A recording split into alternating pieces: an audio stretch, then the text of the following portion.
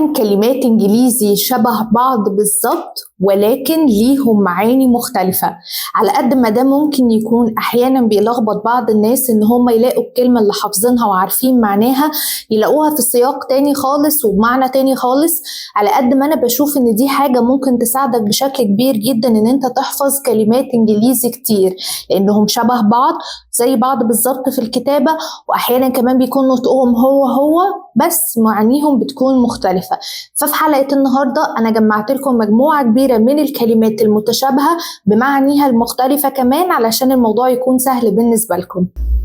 والحلقة النهاردة هتتقسم معايا لجزئين أو مجموعتين.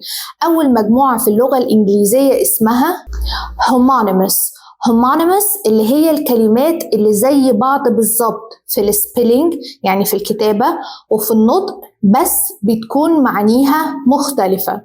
وتاني مجموعة اسمها heteronyms هي كلمات شبه بعض في السبيلينج ولكن نطقها بيختلف وطبعا بتكون معانيها مختلفة. انتوا مش لازم تحفظوا اسماء المجموعات دي، بس انا بقول لكم الاسم العلمي بتاعها في تعلم اللغة الانجليزية علشان كمان نعرف نفرقهم عن بعض.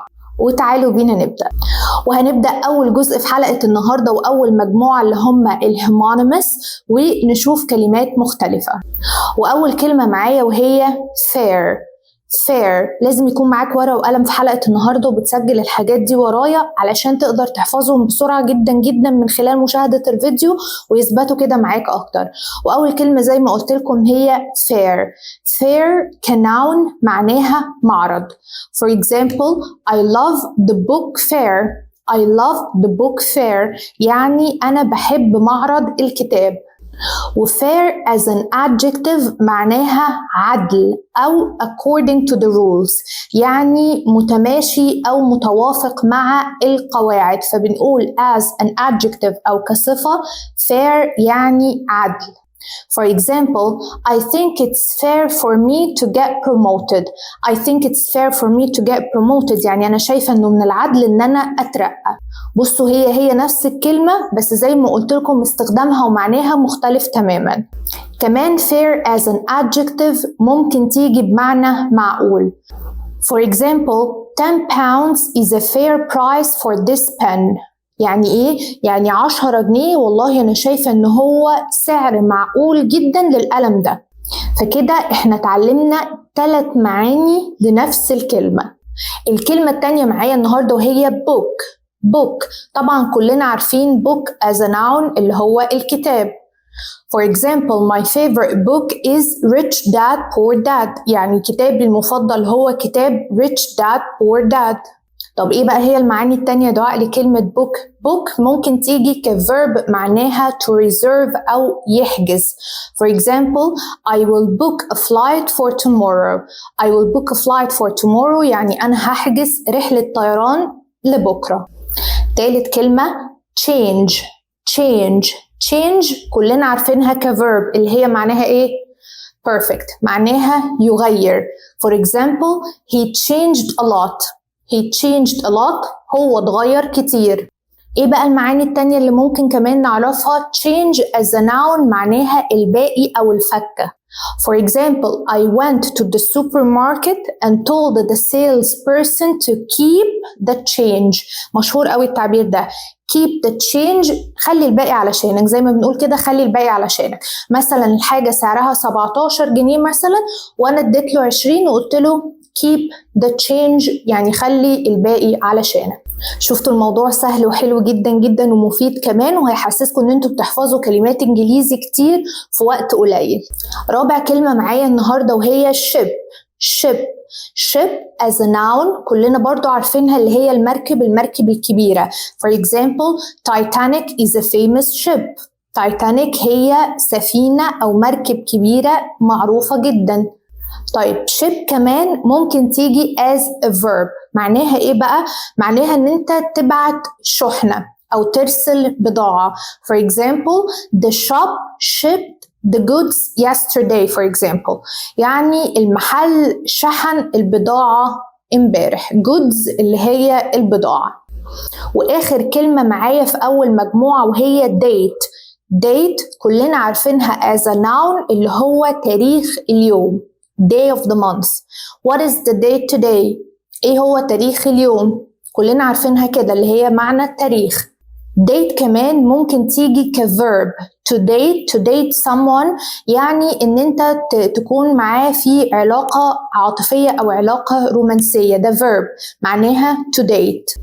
كل دول زي ما قلت لكم هم كلمات ليها نفس السبيلينج ونفس النطق كمان، بس بتكون معانيها مختلفة. دلوقتي هنبدأ المجموعة التانية في حلقتنا النهاردة وهم الهيترونيمز أو الكلمات اللي ليها نفس السبيلينج بس هننطقها مختلف، وعلى حسب النطق ده هتفهم كمان المعنى. تعالوا أوضح لكم بأمثلة. وأول كلمة معايا النهاردة وهي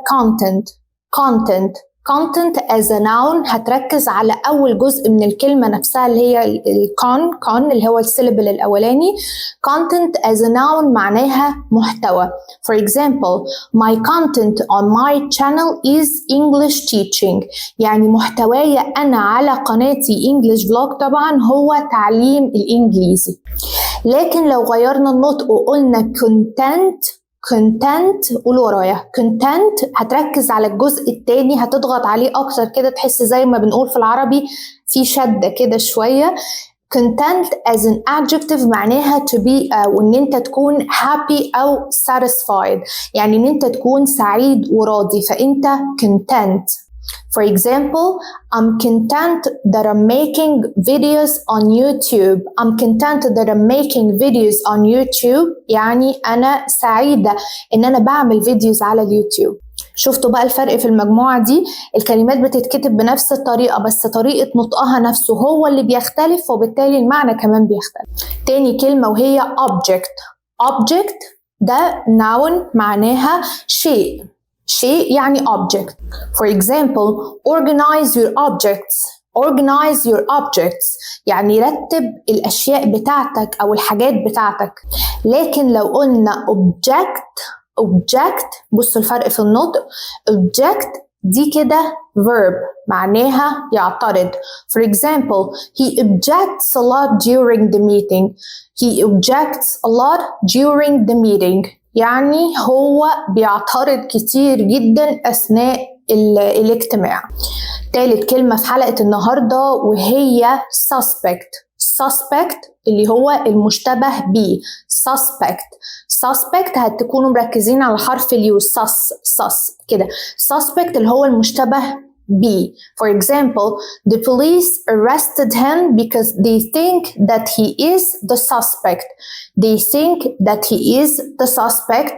يعني البوليس قبض عليه علشان هم شاكين ان هو المشتبه فيه في الجريمة دي. ولكن لو قلنا suspect هتركز على الجزء الثاني من الكلمة. suspect يعني شك. For example, the doctor suspects that she is pregnant. يعني الدكتور شاكك ان هي حامل. الكلمة الرابعة اللي معايا في المجموعة دي وهي wind كلنا عارفينها as a noun اللي هي معناها رياح. For example, today there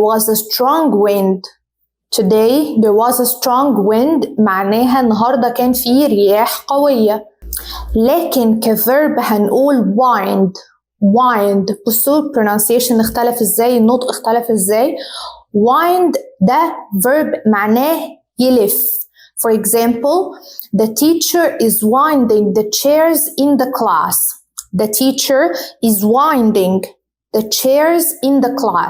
يعني التيتشر عمالة تلف الكراسي كده في الكلاس أو في الفصل.